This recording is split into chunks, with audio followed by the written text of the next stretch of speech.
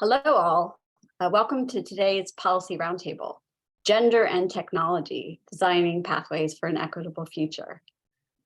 My name is Ariella Blatter, and I am the President and CEO of Women in International Security. WISE is a non-governmental organization promoting gender and equality by helping women advance as leaders in the international peace and security sector. For over 35 years, as a global membership organization, we have supported professional growth opportunities for women, led gender equality research projects and policy engagement initiatives, and nurture a community of powerful security advocates, experts, leaders, and mentors. Our network spans nearly 50 countries across six continents and includes 15,000 members committed to closing the gender equality gap worldwide. If you're interested in learning more about our organization and joining us as a member, please visit our website and the link will be in our chat. Our event today focuses on the intersection between gender and technology and is timely. The recent layoffs in the technology sector have impacted women, especially women of color, at higher rates than their male colleagues, undoing the progress of gender equality and diversity initiatives in the sector. This reversal of progress will have far-reaching consequences. As technology continues to permeate our everyday lives, we must understand the multifaceted link between gender and technology. From the use of surveillance apps and software to stalk women, to the online abuse of women, we have seen multiple times how technology has been used to facilitate gender-based violence. We've seen how cyber attacks disproportionately impact women's safety, and yet in my former career as a human rights lawyer and advocate, I also know what agency, unfettered access to technology can also provide as a positive element. And our discussion today aims to give that holistic view of the relationship between gender and technology, as well as to provide recommendations for addressing these gender, technology, and cyber issues. I want to thank our partners for the event, the U.S. State Department Secretary Office of Global Women's Issues. We're delighted to be joined by the Acting Ambassador at Large, Katrina Fotovat. Today's event will begin with the fireside chat with Acting Ambassador Fotovat and will be followed by a panel discussion. Acting Ambassador Fotovat has over 20 years of experience advocating gender and human rights globally, specifically in conflict and post-conflict settings. Previously, Ms. Fotovat was Director for the Office of Communications, Policy and Partnerships in the Bureau of Conflict and Stabilization Operations, CSO, where she oversaw an expert team that provided policy and strategy guidance to respond to atrocities, fragility, increased global stability and peace building, and integrating women, peace, and security efforts in areas of conflict. She's also done extensive gender and human rights work, supporting the efforts of UNHCR, CEDAW, American Bar Association, and other organizations. She holds a Juris Doctorate in International Human Rights Law and a master's degree in foreign policy from American University. I'd also like to introduce our other hosts for the fireside chat of Dr. Karen Johnston. Dr. Karen Johnston is the current research director at WISE and an adjunct professor at the University of Maryland School of Public Policy. From 2017 to 2019, Dr. Johnson served as a Franklin Fellow in the U.S. Department State Bureau, also CSO, focusing on conflict and fragile states, security sector development, and stabilization strategies. She's worked in policy research institutes in Washington, D.C., and has written on topics such as EU-European relations, gender in the EU, German foreign and security policy, international public opinion and the media, and conflict in fragile states. Dr. Johnson was a Mercator Fellow at the University of Duisburg-Essen in 2014 and a former fellow of the Robert Bosch Foundation Fellowship Program. I turn it over to you, Dr. Johnson, who will pose questions now. Thank you, Ariella. I'm so very pleased and honored, Acting Ambassador Fotovat, to have an opportunity to speak with you this morning to introduce some of the issues we'll be addressing today about the interrelationship between gender and technology. And if I may begin our conversation with a general question. Over the years, we have gathered compelling evidence to show why and how gender matters in almost any field or issue. The inclusion of women in peace negotiations, women in peacekeeping missions, and a McKinsey report recently found that narrowing the gender gap could add between $12 and $28 trillion to the global GDP. So why does it matter to have more women and girls in the tech field? What are the structural systemic impediments to expanding the pipeline? What do we know about what works, what doesn't, and where have we seen progress or not? Well, thank you so much, Dr. Johnson, for that, for your words, and Ariella for your introduction. I also want to thank all the participants today and take the moment to just acknowledge WISE for your partnership on the event, your ongoing dedication and expertise, your decades of contribution to the field of women's leadership and peace and security effort. As the acting ambassador at large for the Office of Global Women's Issues, supporting the inclusion and efforts of women and girls in all of their diversity and in all aspects of society is really one of my greatest honors. So we are making progress to ensure that an inclusive intersectional approach to our work is really taken into consideration and integrated throughout all foreign policy and programming efforts. I'm so thrilled to be here today and really look forward to hearing from all the panelists. The United States really recognizes the unique ways that women, again, and I want to emphasize this, in all of their diversity, because we do take a very intersectional and inclusive approach, contribute to all sectors of life. And the impact of engaging women and girls on reducing poverty, promoting stability, and fostering strong partnerships towards sustainable peace. This is true for all sectors, and particularly true in the tech field. So the digital world holds immense potential to amplify the voices and be a tool for women and girls, and provides unique opportunities for engagement and advancement for careers in STEM. The digital world really has become the modern town square. This is where we all operate. I think about just my own phone, and how often I engage and connect with people, where we go to voice our opinions, to engage with our communities, to build support. But at the same time, the people developing those communities and building the town squares aren't really representative of the global population. And so there's severe gaps and significant issues with the lack of diversity that we see in the tech and cyber fields. And it's caused by unwelcoming work environments for women and marginalized individuals. And we've seen progress, according to UNICEF and the American Association for University Women. Women still only make up about 28% of the STEM workforce in the United States and about 40% of the global STEM workforce. However, women are particularly underrepresented in technology and engineering fields. We're seeing that a lot in the AI professions worldwide. For example, recent studies such as the 2018 World Economic Forum Global Gender Gap Report have shown that women account for less than a quarter of cybersecurity and AI professionals worldwide. So I think these are areas where, there absolutely is opportunities and potential, and we really need to make sure that we're integrating women into the tech fields.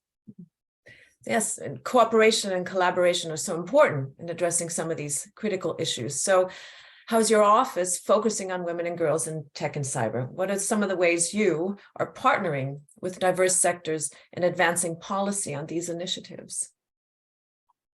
Sure. Well, so we have several initiatives and global partnerships that we've been working on. In the addressing policy structural barriers to women in tech, cyber must be informed by actually practicing in the field. And too often women are excluded from such policy discussions. So we take a concerted effort to make sure that we are bringing those voices of women into the field, changing the narrative and bringing women and girls, again, in all their diversity to the table with policymakers to inform decision-making spaces and challenges and impediments to careers in the field, as well as to avenues to overcoming these challenges. It provides us a huge opportunity when we are discussing things, whether in areas such as the multilateral spaces, we're talking about G7, G20, APEC, making sure that we have opportunities to, as we always say we have sharp elbows. And so, we want to make space at that table and make sure that that table is representative and inclusive and intersectional. So I further just want to point out that there's issues with pipelines, recruitment, retention. There's also a lot of outstanding women leaders and practitioners in the cyber and tech fields that we can look to and whose voices we should seek to uplift. Again, we take that very seriously as the Office of Global Women's Issues to make sure that those voices are incorporated.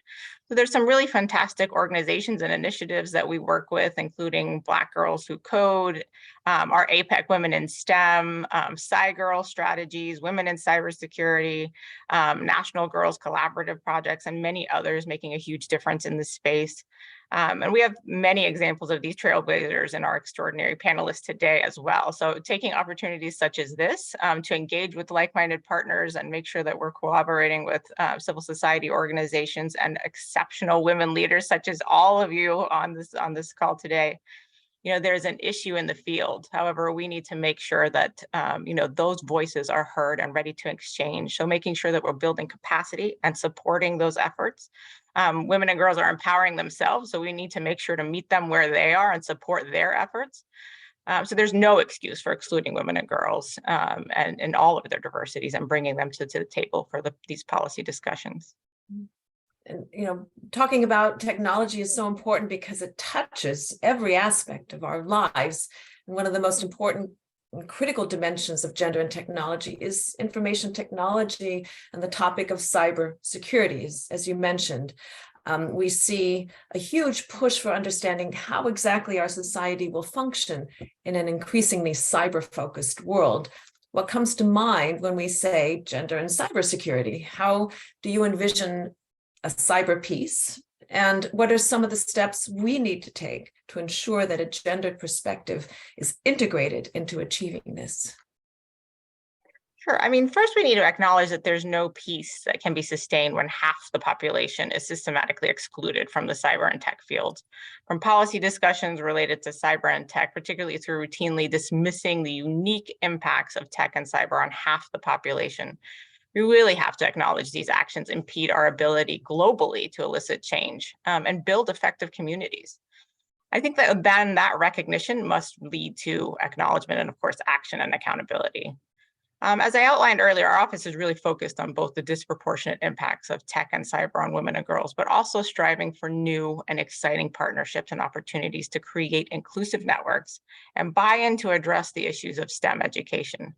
That leaky pipeline that constantly corporations talk about, and even offering platforms for existing leaders to stand on while also reaching back and bringing others along with them.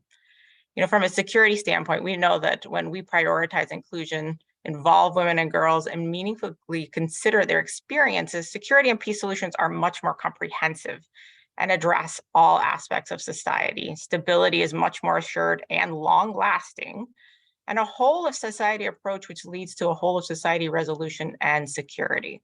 So, we recognize that those in power need to resolutely push back on exclusionary societal norms and to correct these inequitable power dynamics. This applies to as much on cybersecurity and cyberspace as it does from computers and technology. So cyber and tech really provide opportunities for gender and security fields in many ways, but also for the revitalization of a broader security effort.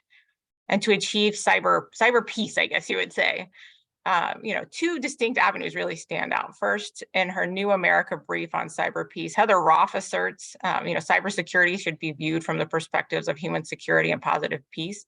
So in other words, cybersecurity must be viewed not just from the perspective of state security and the security of our systems and networks, but really from that of that individual. And a positive cyber peace entails not only stopping cyber attacks and violence online, but addressing the systemic root causes of insecurity both on and offline. So this approach is largely consistent with our Freedom Online Coalition, which defines cybersecurity as one of the areas where we want to make sure that we are broadly adopting efforts to support women. This brings me to my second point, which is to really achieve any sense of cyber peace, we must work through partnerships and across a range of diverse actors and sectors. So cyber and tech are really becoming more and more of an integral part of all of our lives, changing how we engage with each other and the world, and equally making that world much closer to us, with information literally, again, being at our fingertips and simultaneously sowing divisions and unrest through disinformation, misinformation. I think one of the things that remains clear, though, if we silo all of our efforts, which happens, I think, in every organization and every entity, we continuously exclude partners or experts and individuals who can offer unique solutions. And we really will miss out on sharing previously unheard of experiences and expertise. So as we currently process the understanding of the gendered impacts of cyber and tech and begin to write about policies to address it, we must really work to include women and diverse perspectives now. This way we can really circumvent those outdated societal and security norms, which were exclusionary at best, and work towards a whole of society approach to what peace and security really means on an individual level. For example, diplomacy has really begun to play out in the cyber realm. However, there's not much adaptation to the nuances of this new era, and we really need to make sure that more is known and information is provided. So there's a lot to be done, but conversations like this and listening and hearing from experts and civil society and individuals, such as our upcoming panelists, are really an excellent way to start. So we really appreciate this. We obviously will be taking notes and incorporating everything from this panel as well into the work that we do. And again, our sincere appreciation for all the efforts of WISE and everyone participating today. Ambassador Fotovat, thank you for helping us gain, better understanding of how complex these issues are, how important it is to talk about gender in all these different dimensions, and how we can begin to find some workable solutions to the challenges you've highlighted. And we've gathered a very distinguished group of individuals to explore more in depth some of these challenges raised in our conversation. And I'd like to introduce our moderator for this next roundtable discussion, Tambria Schroeder, who is the Senior Data Analyst from the Secretary's Office of Global Women's Issues in the State Department. Thank you, Tambria. Hello, everyone, and thank you for that introduction. It's great to be joining such an interesting and timely discussion on gender and technology, and thinking about how we can all contribute to creating more inclusive, representative, and equitable approaches with respect to cyberspace and emerging technologies. As Dr. Johnson said, my name is Tambria Schroeder, and I currently work as a senior data analyst contracted with the Secretary's Office of Global Women's Issues. However, prior to joining SGWE, I conducted independent research on the nexus of gender, peace, and cybersecurity for my master's dissertation. So I am particularly excited to have been asked to moderate the first part of this discussion with our wonderful panelists, Dr. Leila Hashemi and Moira Whelan. Before jumping into that, I want to take just a very brief moment to recognize my colleague, Kayla McGill, who is working behind the scenes for us today, but we would not be here having this conversation without her leadership and coordination, both internally and with WISE. So huge thanks to Kayla for all of her efforts. Now, turning to our panel discussion, I would like to invite both Leila and Moira to share any thoughts or reactions to the great fireside chat that we just heard, while also starting to dig a bit deeper into some of these issues. Dr. Hashemi, if I could start with you, what are some key gendered cyber or technology issues that you are currently tracking in relation to democracy, peace, and security? And can you speak a little bit to the importance of working across security, development, democracy, and technology sectors, amongst others, to address these issues? Thanks.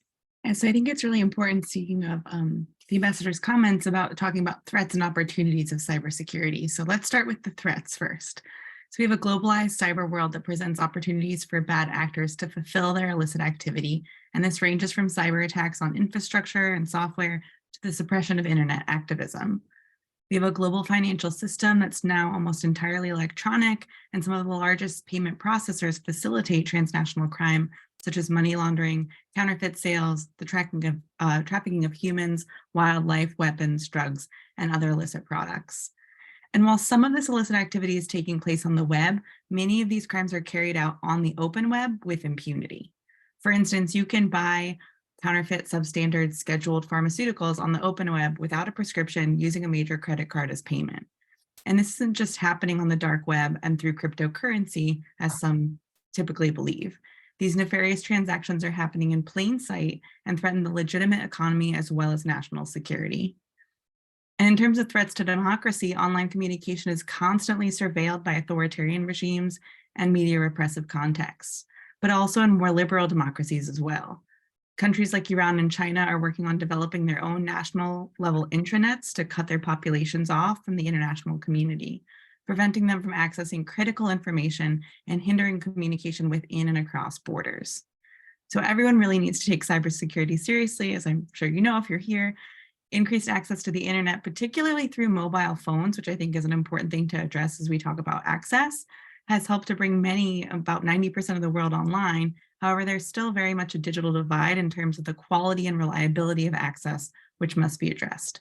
So to your question about trends I'm following, a lot of my work deals with Twitter data, so I'm definitely looking at the changing of access to Twitter data under Musk.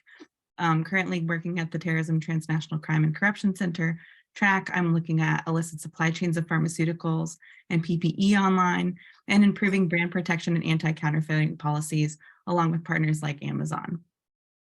In all of these issues, of course, as a WISE alum, I apply a gender perspective and push for more inclusion of diverse populations.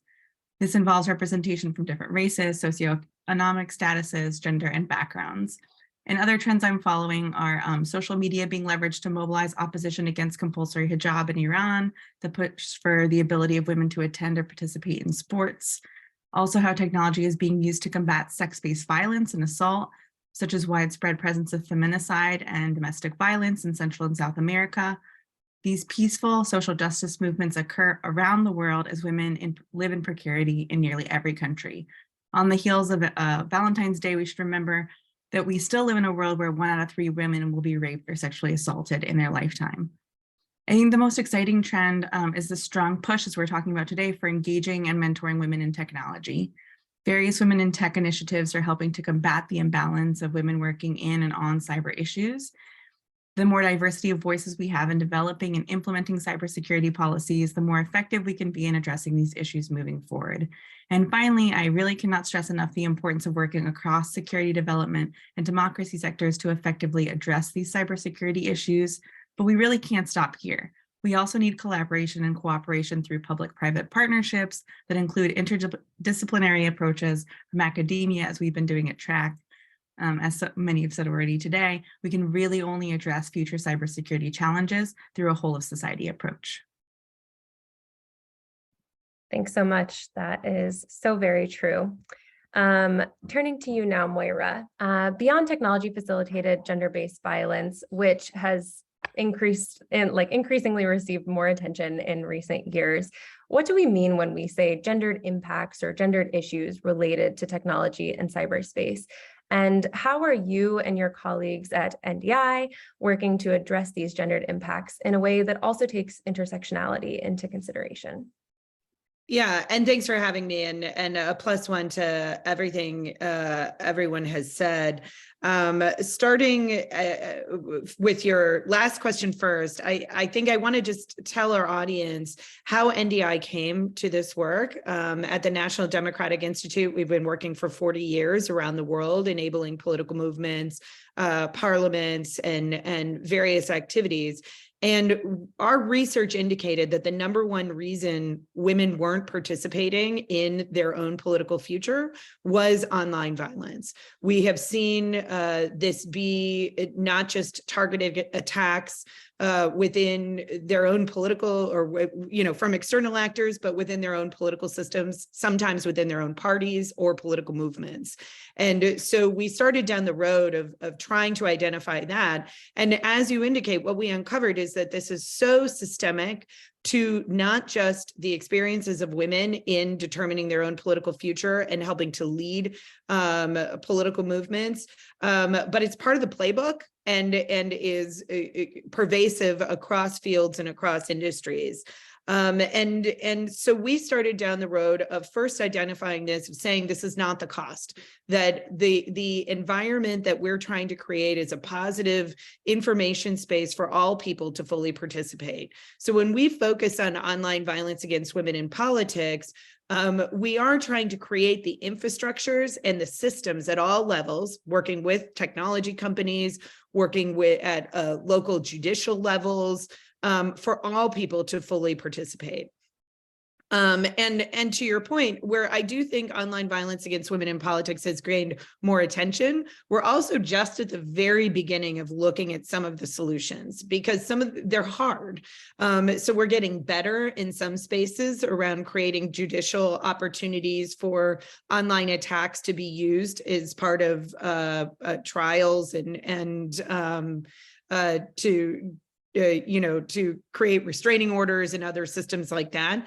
But we're not very good at identifying gendered attacks Dr. Hashemi just identified one issue, for instance, on hijab wearing, right? And outing women. It's very hard for algorithms to pick that up and to stop those things. But we're just at the very beginning of the conversation about why we should do it and how we should do it.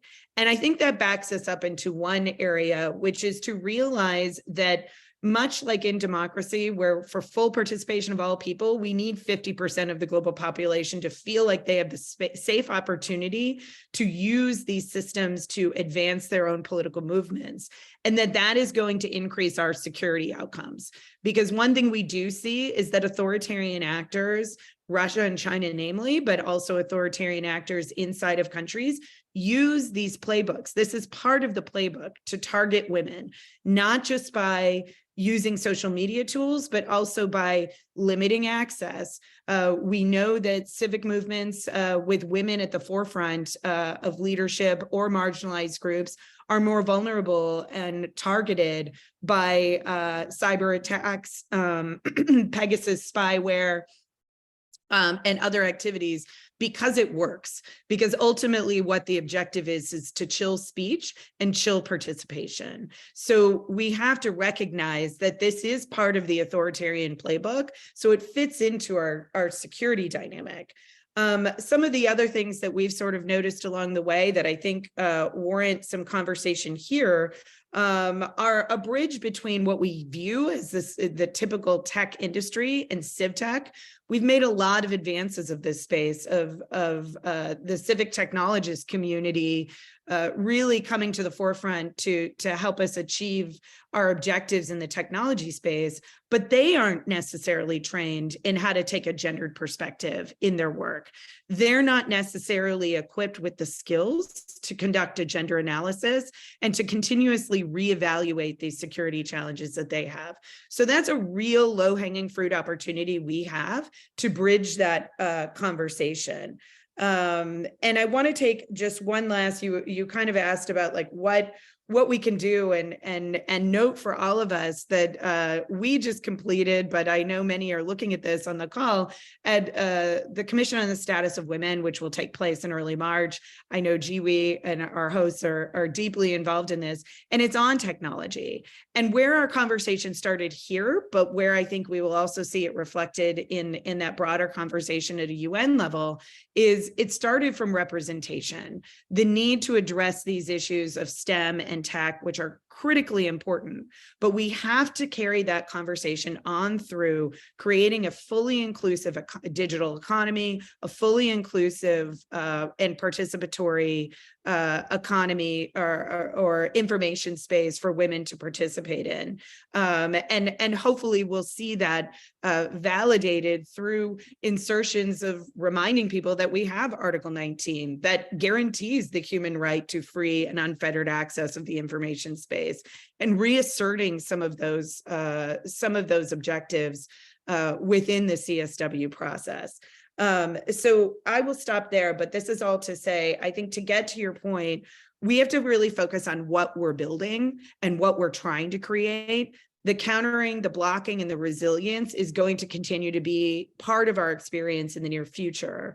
But what we have to do is change the paradigm among the private sector and among the way we think about this, that we have a right to a free and open information space that is allows for the full participation of all people. And it's our obligation to create that space. When 50% of the global population is not included in that planning, in that AI, in that development, and in that execution.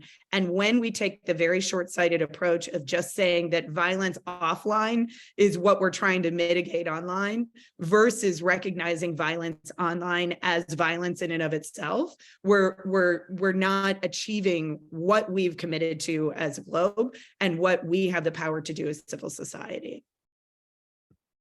Thank you so much for those really powerful remarks. And I think the reminders of how systemic this issue is, how it is being very strategically utilized, and that we all have a responsibility to take action, and particularly a good reminder for all of those following and that will be participating in CSW to be listening for and inserting some of these points in your conversations there.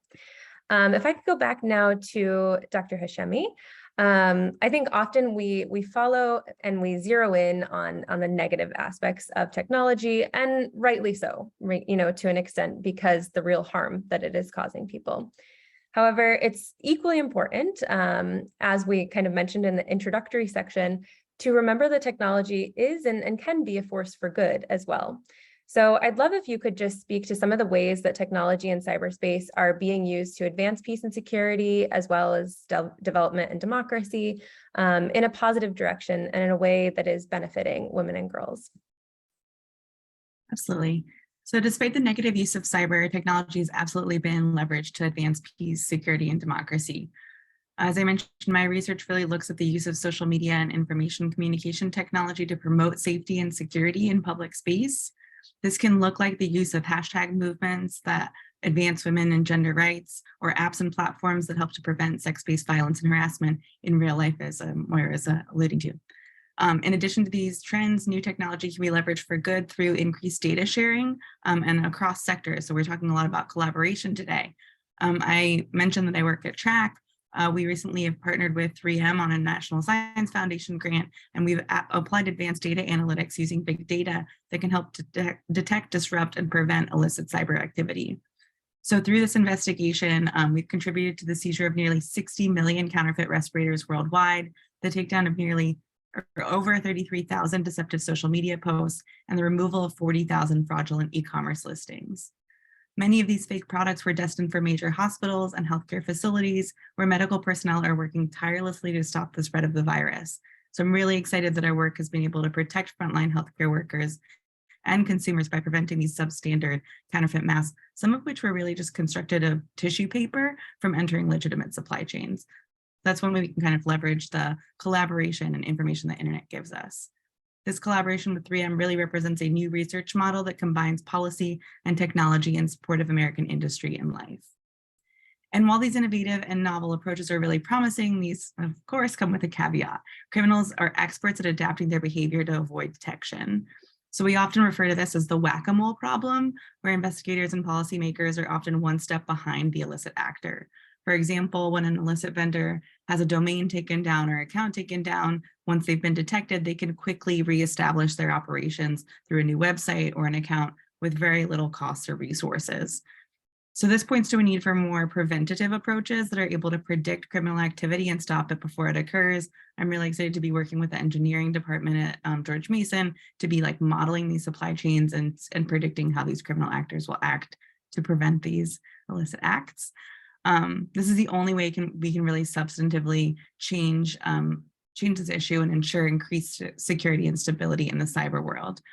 I think it's really important as we talk about technology that technology on its own can't advance peace and democracy, right? It's the developers, it's the users behind the technology that really makes the change happen. A lot of organizations are using the increased ease and access of global information to track evolution of these concepts over time, especially from a gendered perspective. So some of my favorites, I'm just going to name some. Digital Society Project does a great job of mapping anything from like online censorship to government policies in terms of democratization, women's stats that I actually learned through WISE when I was a WISE fellow. Tracking the status of women all around the world, I think, are really important. They're really systematically documenting threats to activists, investigative journalists, and defenders of democracy worldwide. And these large global databases allow us to identify patterns and trends in democratization and conduct comparative analysis. And why that's important for someone like me as a researcher is that these resources can really help us identify problem areas and facilitate the prioritization of pressing issues, because as we all know, there's a lot to be done. They also help us to identify the presence of democratic backsliding, which I think is a really important thing to bring up, especially in the current international sphere. And to continue these positive efforts, we really need to push for more technical and cyber literacy and promote more responsible digital citizenship. So for instance, just as I was talking about the counterfeit respirators, just educating consumers about what they're buying and the sort of potentially negative consequences of their purchases. So many users are unaware of the consequences of their online activity, and they really require more education to safely navigate these rapidly evolving spaces. Thank you so much.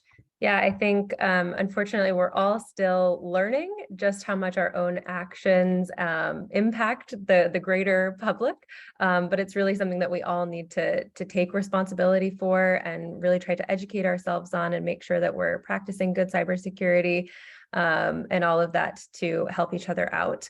And I think the emphasis on prevention is also really important so that we can try to get ahead of some of these issues. In many ways, we are already falling behind. We are behind in addressing them. So anything that we can be doing to try to anticipate what's coming up is really, really important. And the US government is working to do that. One of our key efforts that we launched last year at the Commission on the Status of Women is the Global Partnership for Action on Gender-Based Online Harassment and Abuse, which we're really proud to be partnering with countries and organizations in civil society around the world, as well as the private sector.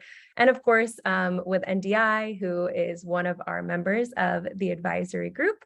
And so again, turning back to Moira now, of course, we know that NDI has done a lot of great work to foster a safer and more inclusive, democratic global digital ecosystem. And I'd love if you could speak a little bit to the importance of local leadership in developing more context-specific and gender equitable responses and approaches to all of these various gender or cyber technology issues that we've been discussing.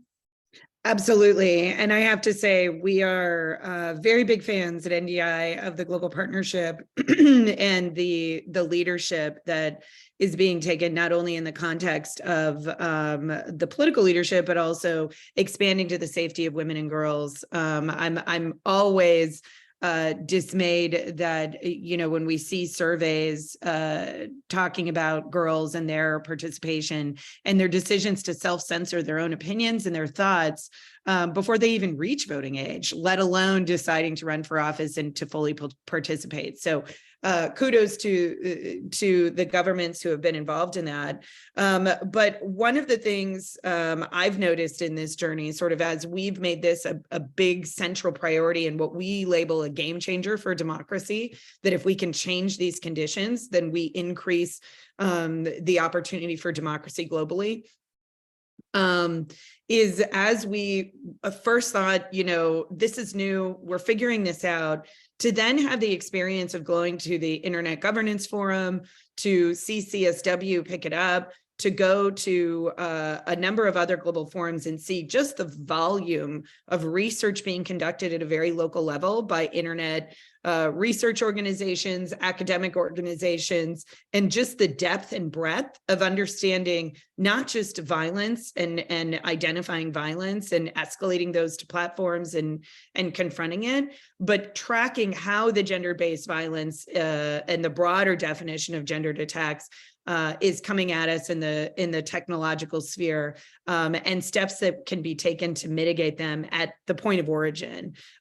Whether it's, you know, capturing this to keep throttling from happening in targeted communities and seeing colleagues in civil society really identify that as an opportunity, access to cell phones, access to information. There are opportunities. So I did share in the chat the interventions that we've identified. Those are not ours. And I think this is the first, to your question of where it's localized. We conducted a series of meetings with women throughout the world who are engaged in the political sphere. And this is what they told us would work, right? So these are their interventions that we know will make a difference. And the recipe is going to be different for each country.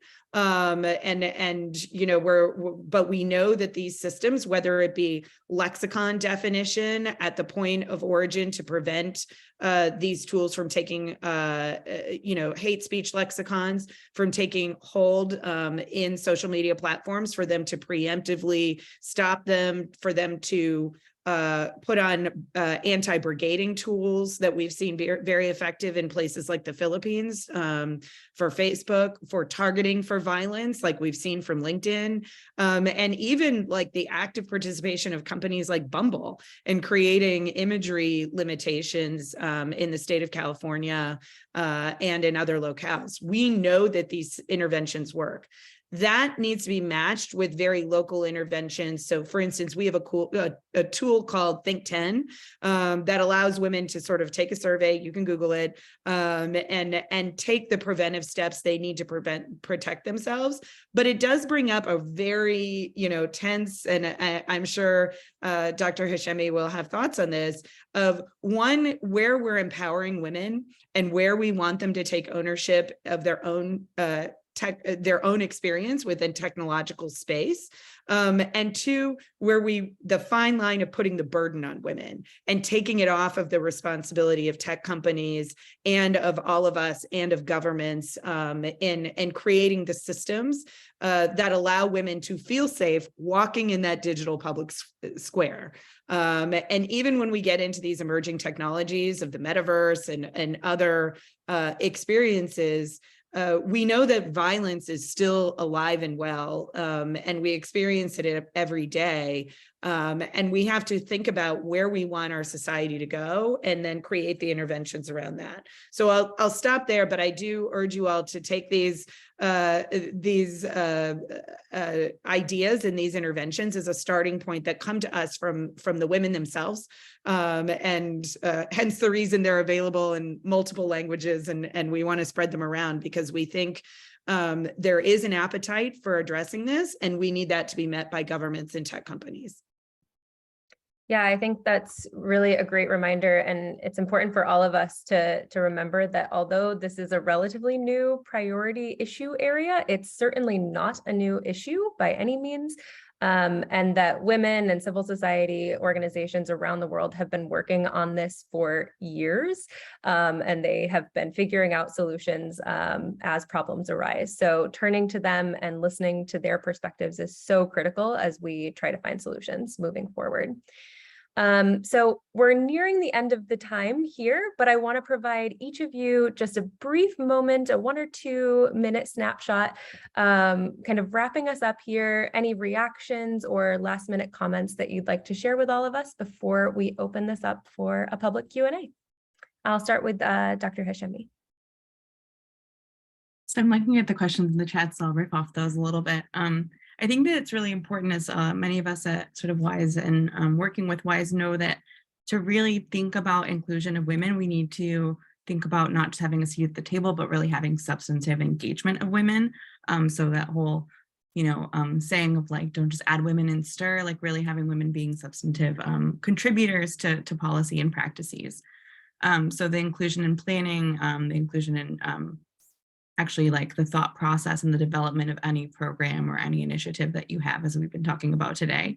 I think it's also really important to be raising gender, not as just a side dish, so to speak, but as like a main event, right? I think this happens a lot where gender gets tacked on to things. And so really making sure that we're focusing specifically on gender and it's just as prominent as other topics is really important. And then finally, to speak to the kind of issue of access, there's absolutely need for more access, but I think we really need to look at the sort of quality and the stability and the openness of that access. So we have a lot more people that are online, and not that the internet is all of cyber and all of tech, but since that's sort of where I focus on, I think it's amazing that we have more mobile users. I think it's great that we have a lot more access. I think that I know that it is providing information to populations that are critically important, especially in moments of crises, natural disasters, the pandemic that we just went through, kind of sharing information both ways. But if that space is not open, if it's not free, if it's censored, that's not really an open public sphere that we really want to be pushing for on the internet.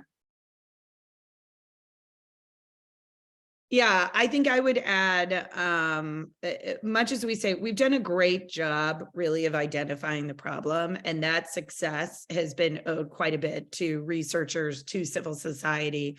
Where we need more action is around the accountability factor. And I can get to one of the questions that was asked in the chat about the Global Digital Compact in a moment as part of that. But, putting the accountability on tech companies, on governments to create that space, And that's a challenge, right?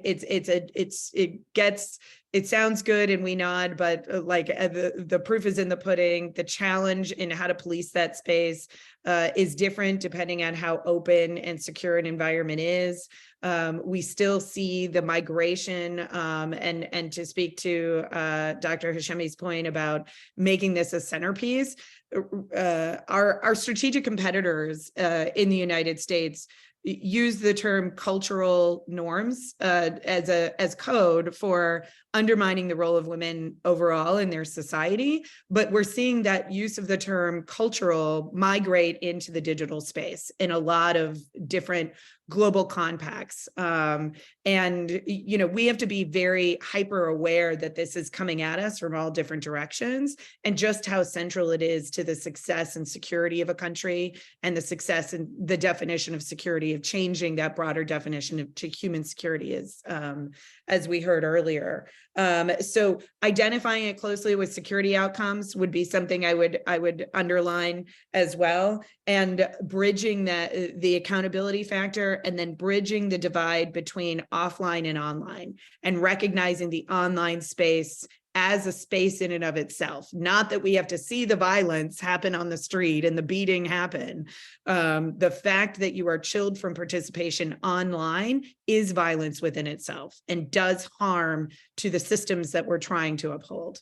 And then I can jump, if you'd like, into the Global Digital Compact, or if you wanted to open it up to other questions. No, I think that's great. I mean, I will just say thank you for your insights and sharing your expertise with us today. It's conversations like this that really reinvigorate my passion for these issues, and give me hope for all the great work that I know that we'll be doing together in the future to create a more equitable digital space. And with that, I will step out of my moderator role and hand it back over to Wise. But Moira, if you want to jump in on that question first, and then we can go from there with other questions. Sure. I mean, for all of you who aren't familiar, the UN Common Agenda has outlined the Global Digital Compact as an objective for September 2024. The process that we're currently in is by the end of March, which March is always a busy issue for those of us who focus on gender. It's a busy time. By the end of March, civil society submissions are due to that process.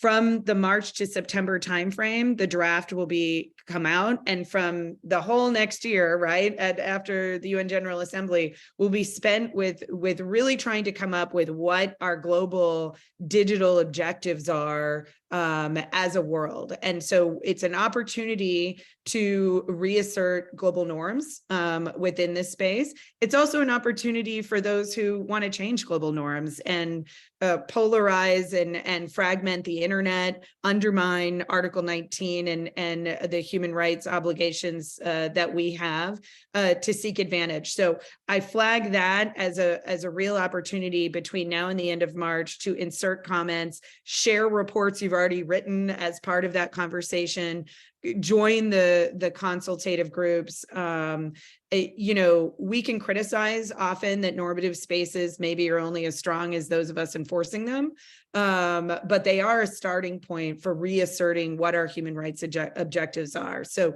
just like 1325 is critical for understanding the Women, Peace, and Security agenda, the Global Digital Compact does offer an opportunity to focus on that. So just an appeal to join all of us who are jumping on that.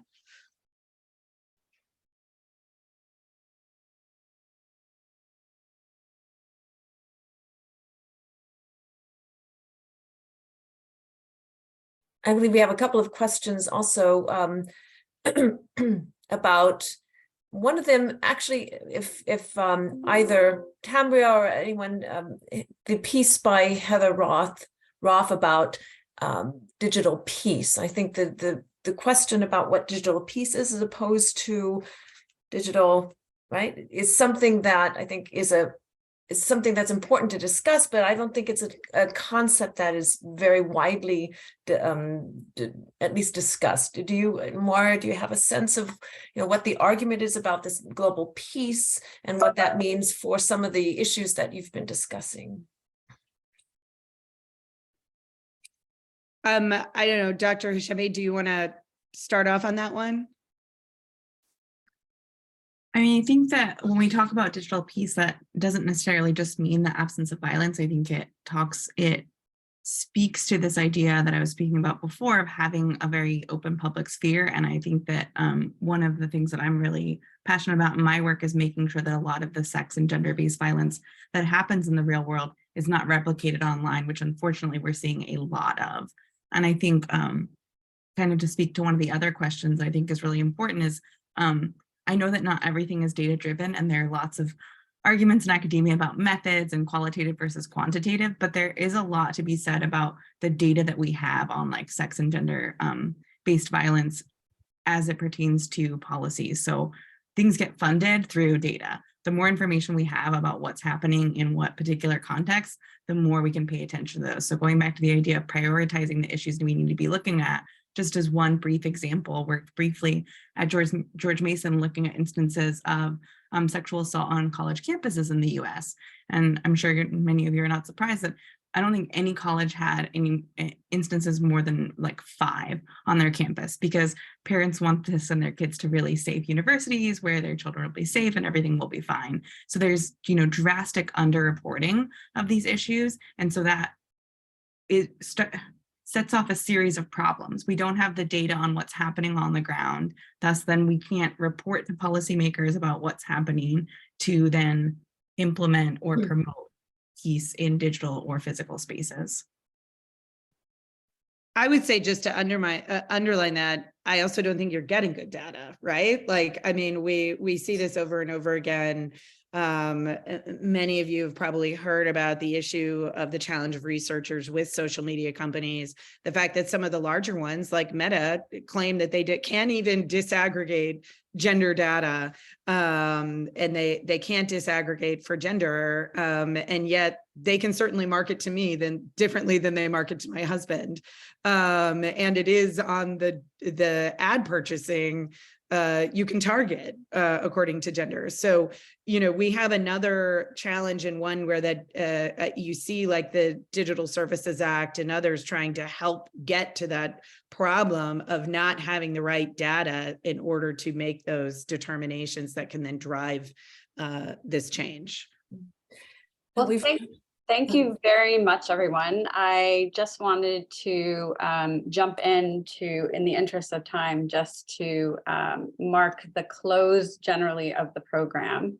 And I wanted to just confirm that we have reached the end of our program time today, because I have a lot of thank yous that I wanted to distribute today.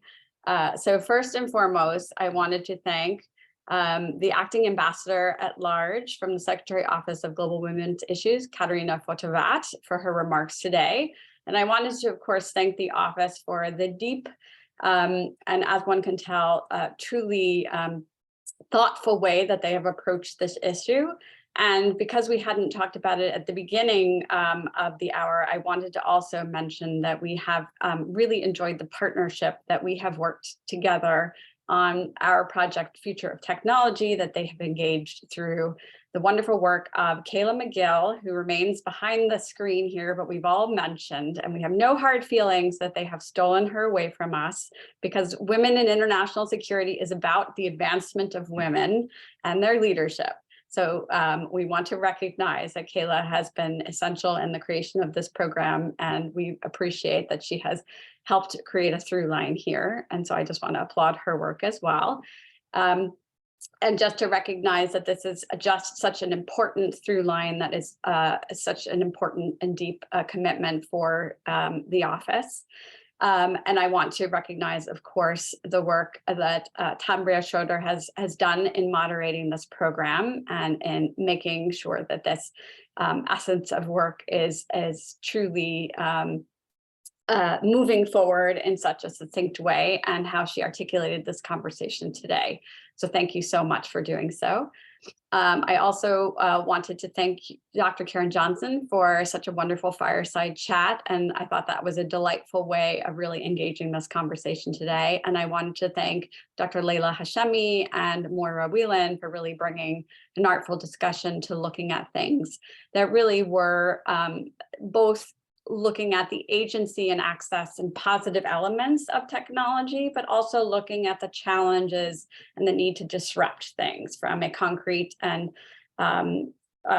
way that looked at the negative elements of technology, but also the ways that we could come together, positive elements and ways that you two individually and together are looking for positive elements of change. Sometimes these discussions can be articulating the problems, but not ways in which we can meaningfully look at changes. So I do wish that people do take down some of the resources and projects that were listed in the chat, because I think they are very interesting, and do encourage you to look at the calls to action. I also would encourage everyone to look at the upcoming CSW. In one self-serving advertisement, we have put our own side event for March 14th up.